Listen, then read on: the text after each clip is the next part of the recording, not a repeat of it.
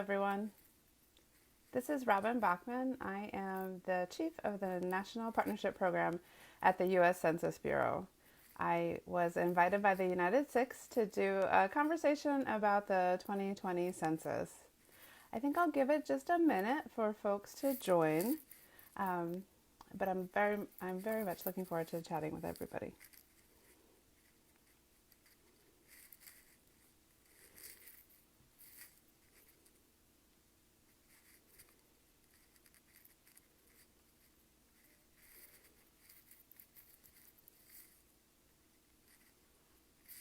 Okay, so thank you again for having me. I'm Robin Bachman. I'm Chief of the National Partnership Program, and National Partnership is part of the Communications Directorate at the U.S. Census Bureau, and part of my job is to help promote the 2020 census.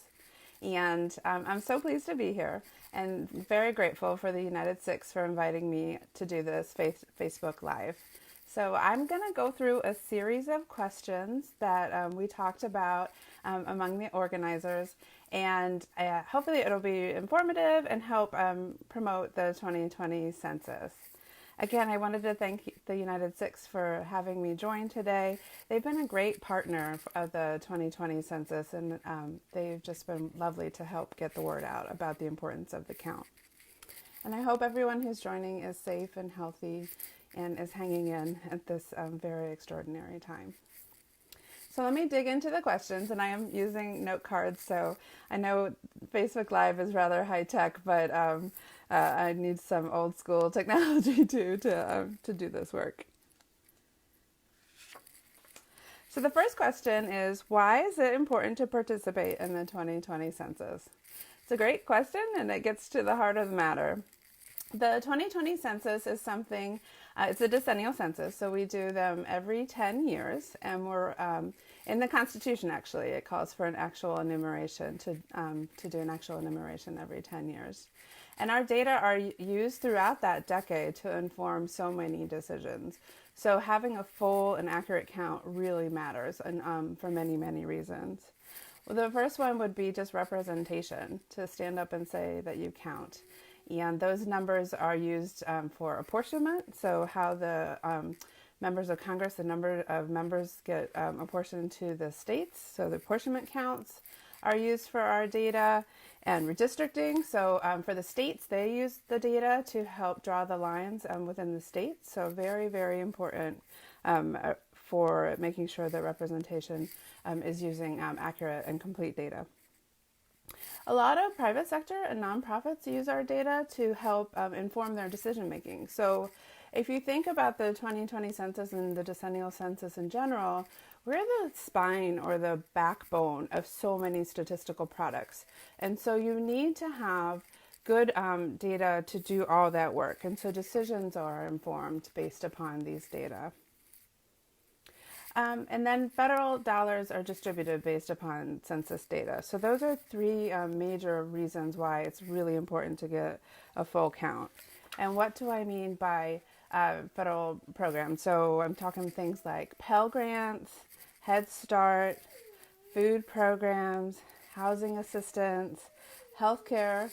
If you think about the critical infrastructure right now, we absolutely need to make sure that we have good distribution of program dollars, and our numbers are used to do those distributions of federal dollars, and that's just at the federal level. So if it's about 675 billion at least that is distributed based upon census data, just imagine at the state level and the local level what monies are also distributed that way. So it's important for the community that we have a really full and accurate count.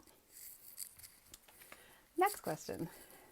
Is it safe to respond to the 2020 census? Absolutely. I'm sworn for life. I'm a career professional with the Census Bureau, and I'm sworn for life to keep the data confidential. So even after I leave the Census Bureau, if I were to go do something else, I cannot disclose individual level responses. It's against the law. It's Title 13 U.S. Code. For those who want to know the code, it's Title 13. And it's all of us are sworn. So temporary workers, permanent workers, contractors, we are all sworn to uphold Title 13 confidentiality. Also, I really want to stress that we are a statistical agency. Our job is producing federal statistics. And so we only do that to produce statistics. We don't do anything like benefits determination or law enforcement or any of those things. So please know that the information is safe and that Title 13 requires and mandates us by law to keep your information safe. The other thing is we don't cooperate or participate with law enforcement or immigration or ICE or any of the enforcement agencies. As a statistical agency, our title swears us to do statistical work, and we do not do any kind of participation with law enforcement, etc. So please fill out your form. The other thing I would mention on the safety question is the cyber side. So we do all we can as a federal agency to make sure that our cyber security is strong as well. So we have had the online instrument open since March 12th. And so because we have that online option, I wanted to really reinforce the cybersecurity component of the safety message. Next question.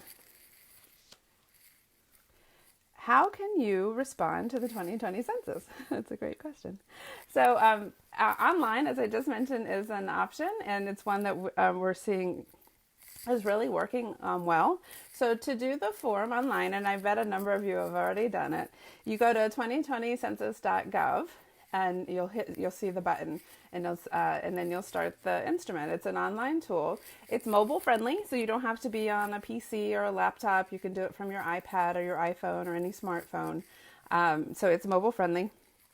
So please visit 2020census.gov and fill it out today. The other way you can do the enumeration or to be counted is to call us. We have a call number, and we also have help in other languages as well. The number is 844-330-2020. Repeat, 844-330-2020. So if you call us, you can do your count by phone too. So which is a really helpful resource for persons who maybe don't do the internet or don't want to do the internet for whatever reason. We have folks who can take your count over the phone. The other way to get counted is we did mail paper questionnaires, and they should have gotten all out by the end of this month to households that hadn't responded yet. So you should have a paper questionnaire if you have not responded, and the paper option is absolutely another way that you can get counted. There is a tiny percentage of the country that haven't been invited yet to do their form. It's about 4% of the country, and it's the more remote parts of the country. We are going to drop off a form to those households once the field operations commence again. But for the vast majority of us, you can do it online, you can do it by phone or by paper. And for even that 4% of the country that I just mentioned, you can do it now, or you can wait for your invitation for when we drop off that form. I wanted to stress during this particular part about responding. So when you see your questionnaire, and it's not long, it's only 9 questions. So depending on how many persons live in your house, it won't take you very long at all to do it. Remember to count everybody. It's everybody who lives in the house as of April 1st. April 1st is our reference day, or we often call it Census Day. So everybody who lives in your house. As I said, we do not share your data with anyone. And so please make sure if you have somebody who's living in the basement right now, or if you have somebody who's living there for other reasons. We have a lot of multiple and complex households, and so just please make sure you count everyone, your roommate. So we just want to make sure that everyone gets counted because, again, we need a full and accurate count. We have, over the decades, missed people. One group is little kids, so children 0 to 4, so infants and toddlers 0 to 4. We had an undercount, and so we are trying through a couple of different ways through our advertising. You'll see a lot of little kids in our advertising. On the form itself, it tries to really prompt the question, did you include infants? Because we missed about 1 million children last decade, and so we're trying to do all we can to make sure that we remind folks to just fill out the form and include everybody. The other group that I wanted to mention today includes college students. So with COVID-19, the vast majority of colleges closed down and went to an online environment. And so for those college kids, it's still the same process though for us. So where does the college kid live as of April 1st usually is the question. And so for college students who are living on campus, their school will count them in their administrative data. So if they were on-campus residents, they will get counted through administrative data that we get through the schools itself. If the student lived off-campus, he or she should fill out the form at that off-campus address because that's their usual address.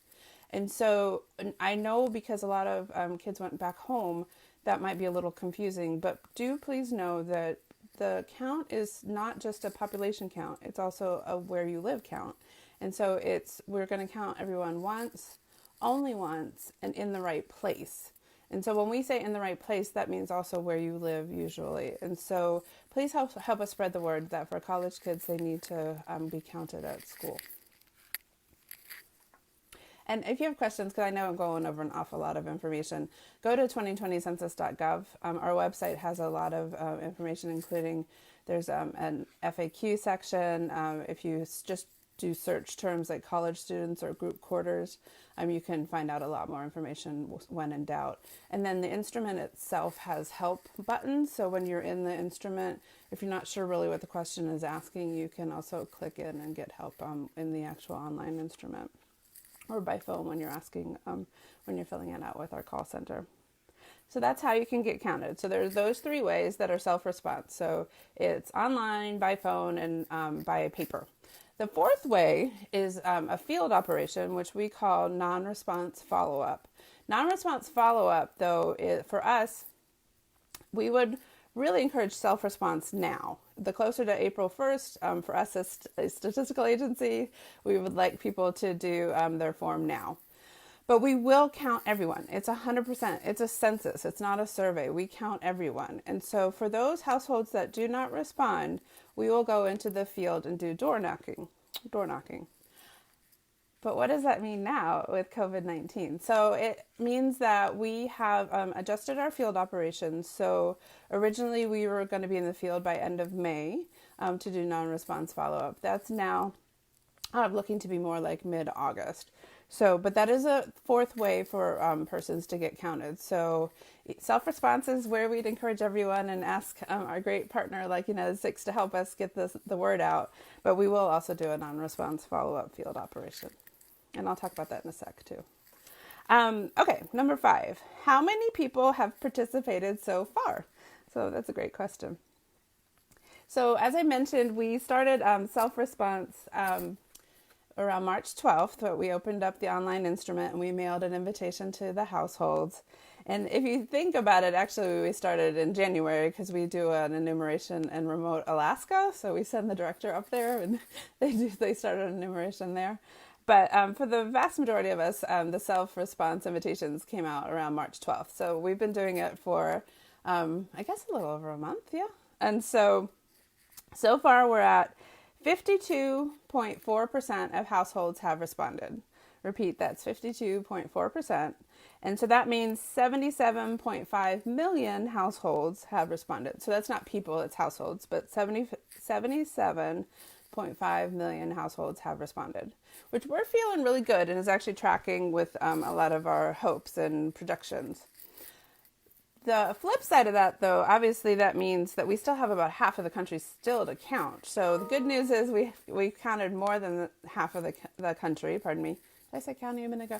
I meant country. We've counted more than half of the country so far, but we have almost half the country still left to count. So organizations like yours, individuals like you, can really help us bring home the count.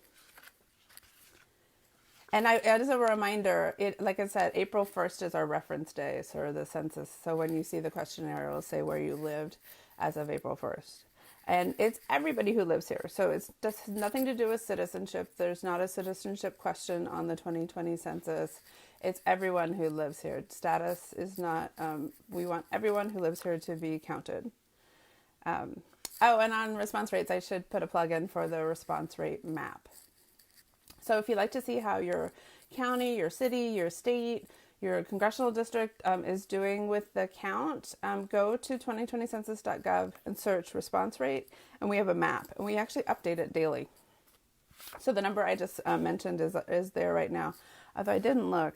What time is it? Oh, they'll do another number. I think they do it by around 3 o'clock Eastern time every day. So, but wanted to tell you where we were as of last night. We were at 52.4%, and you too can look up the response rate on the map, and we post it daily. This is the last. I have 2 more questions. Sorry. So, what is the census operational timeline? Why is it relevant? So I've touched on it a little bit, but let me just go there. So for us, the census is not an election day. So I know there's some definite parallels in the sense that it's about civic participation, and it's a moment in time that helps really inform our democracy. But for us, the census happens over a period of time. When you hear April 1st, that is our reference day, but that's not like an election day. So we started around March 12th, as I mentioned, self-response. And self-response will actually stay open all the way now to October 31st, so Halloween. October 31st, we will keep self-response open. And that's an extension for us, but it's in response to the pandemic. We will start non-response follow-up, and so that's the census taking and the door knocking. We're projected right now to do that August 11th.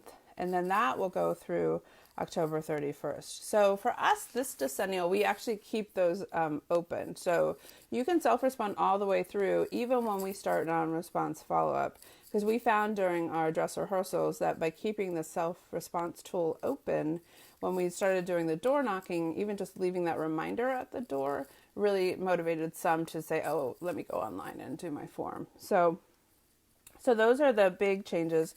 I would also say if you work with persons experiencing homelessness or some of the other group quarters like prisons or nursing homes, etc., we do a special operation to count those communities.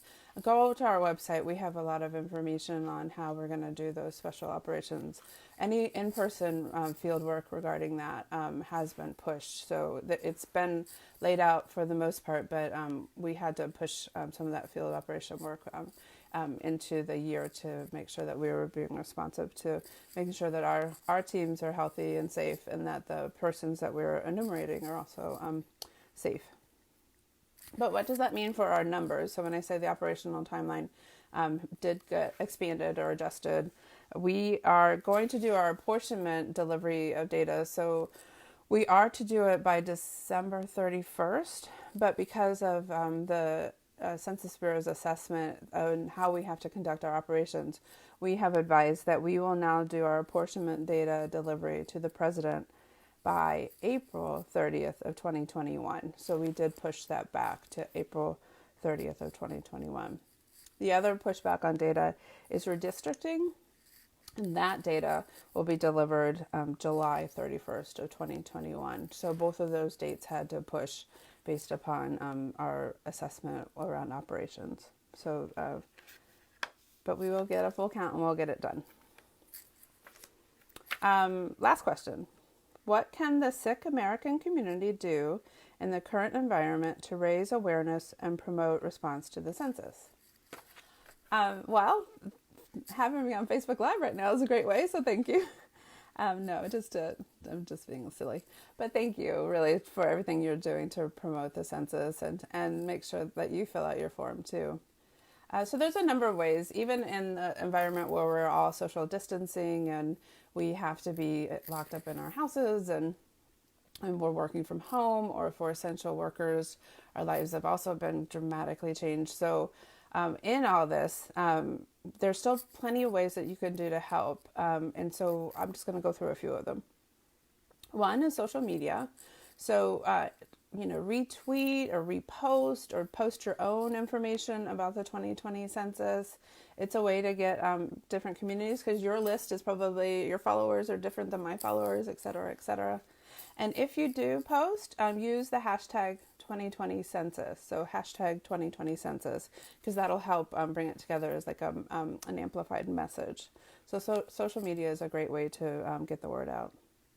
The other way I would encourage is also just to not forget sort of the tried and true ways that we talk to each other. So when you're checking in on your older family member, just see if they've done their form yet. If you're on the phone, talking to an aunt that you haven't talked to in a little bit, just check in and see if she's filled out her questionnaire. So by phone or by text is another way to just to check in and ask.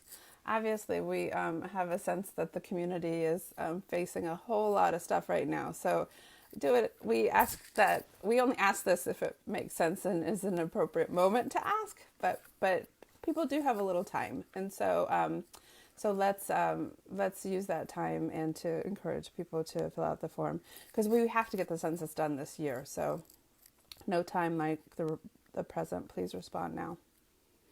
Also, with your houses of worship, I know a lot of services have gone online for different faith communities. So if there's any virtual ways that your house of worship might be open to inserting some census messages about response, that would be really helpful. Direct service, thank you so much for all your acts of service. If you are doing work with customers or clients or people in need, the Census Bureau has flyers and other material that we'd be happy to get to you to include in maybe a food box or some of the other work that you might be doing if you do direct service. It's a way to reach communities, particularly if you think about the census.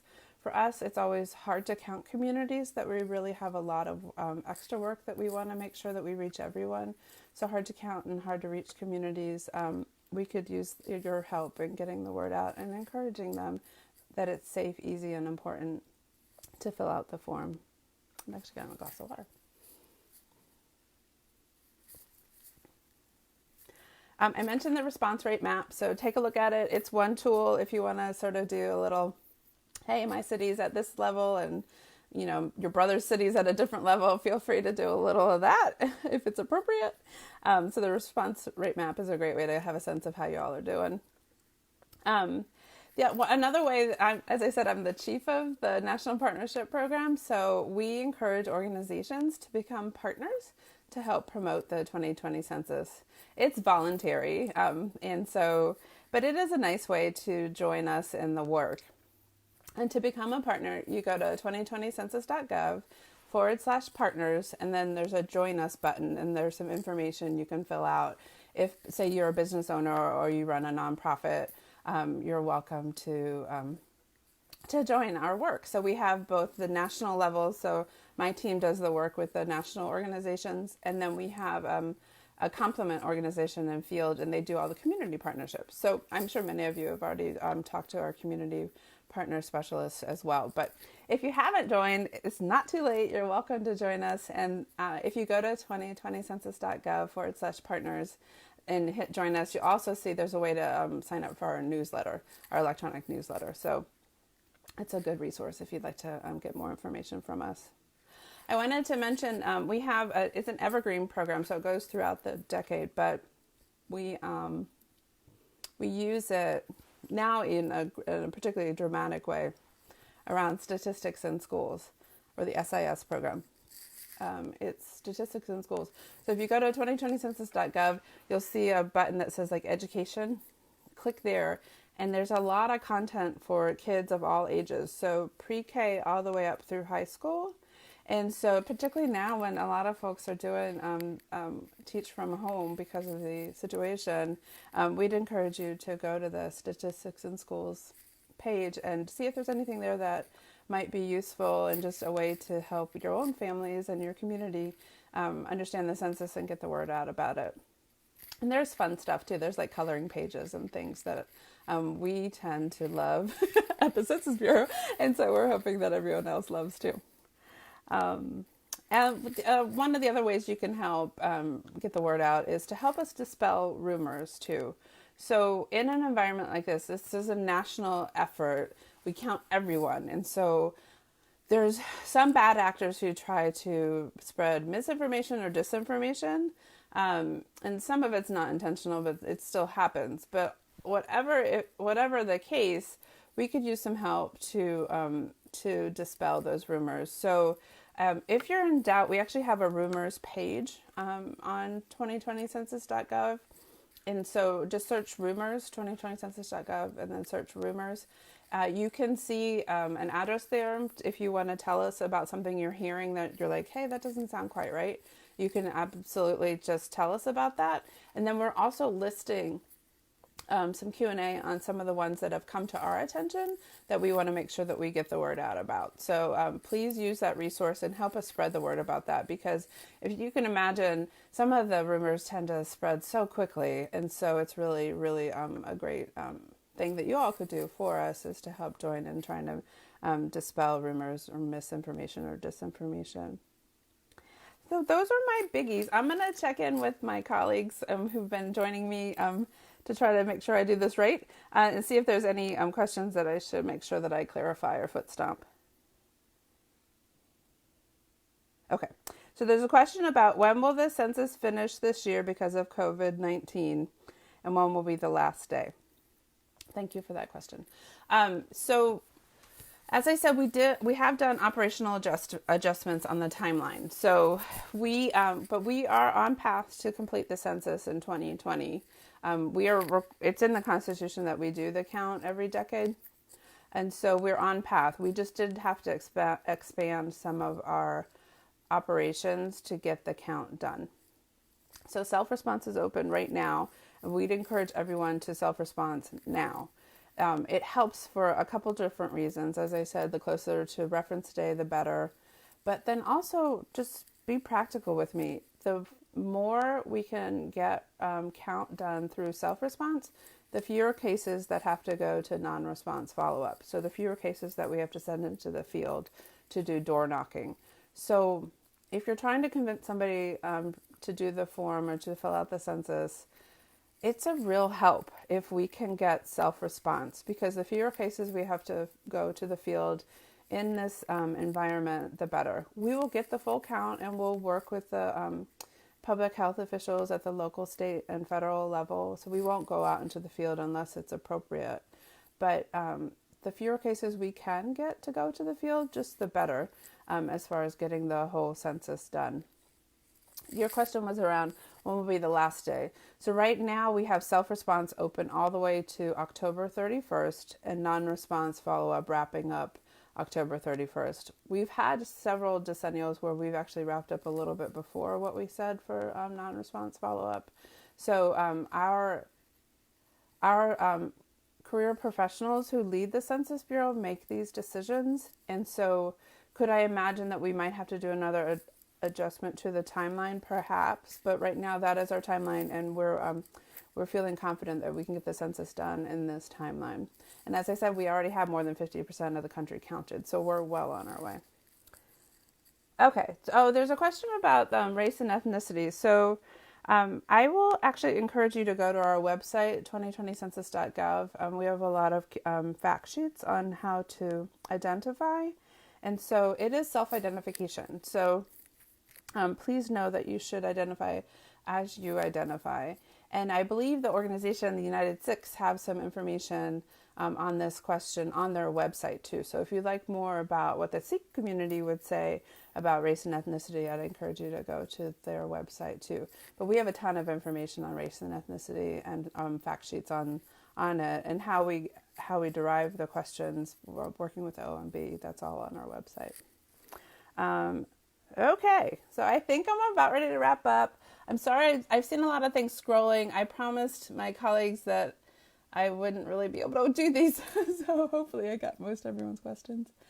Okay, I did that one.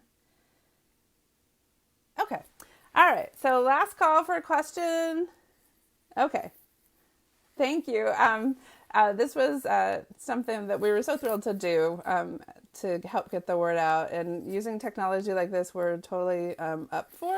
So please invite us to do more of these and help spread the word. The 2020 census is safe, it's easy, and it's important, and it helps shape our future. So please fill out your form today and encourage everyone in your network to do the same. So thank you, and be safe, and please be healthy. And I will wrap up today. All right, thanks again, Robin Bachman signing off.